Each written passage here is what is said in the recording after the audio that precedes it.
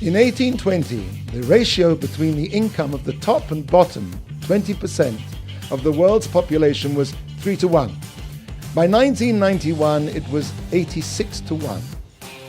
A study by the World Institute for Development Economics Research at United Nations University reports that the richest 1% of adults alone owned 40% of global assets in the year 2000. And the 3 richest people in the world possessed more financial assets than the lowest 48 nations combined. Never in the field of human history has so much been owned by so few. The problem is for the mega-rich is, what do you do with all that money? Where in this world can you get a bang for your mega-dollars? There's an old story that tells of a super-rich father who wanted to make the glitziest bar mitzvah of all time. So he called up NASA in Houston and asked how much it would cost to make a bar mitzvah on the moon. When he heard the answer, he said, "No problem. The sky is not the limit." And so it was that a select party of 25 invitees was ferried to the moon for the most exclusive bar mitzvah in history. On his return, one of the lucky invitees was asked by a friend what it was like to go to a bar mitzvah on the moon. The other replied, well, it was okay, but somehow there was no atmosphere. I have a friend whose job it is to concierge parties for the fantabulously rich.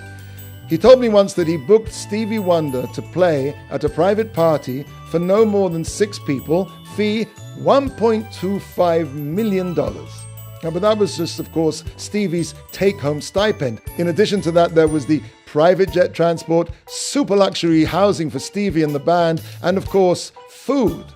Lots of food. Total, somewhere between $5 and $6 million. My friend said the lunacy reached its limit with an Arab sheikh, who he concierged.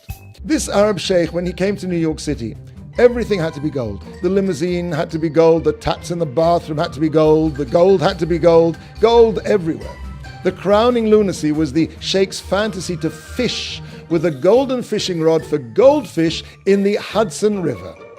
Now, I'm not sure the last time a goldfish was sighted in the murky Hudson, but it was probably when little Jimmy got fed up with his prize that he won at the fair and flushed it down the toilet. Undeterred, my friend the concierge secured a large 75-foot yacht, painted it gold, of course, and then had a couple of thousand live goldfish flown down from Maine in tanks. As the yacht made its stately progress up the fetid waters of the Hudson, a team of scuba divers swimming underneath the yacht released the little fishes. It seems that madness has no limits, and the more money you have, the madder you become. In this week's Parshat, it starts, "And Korach took." This sentence doesn't have an object. It doesn't say what Korach took.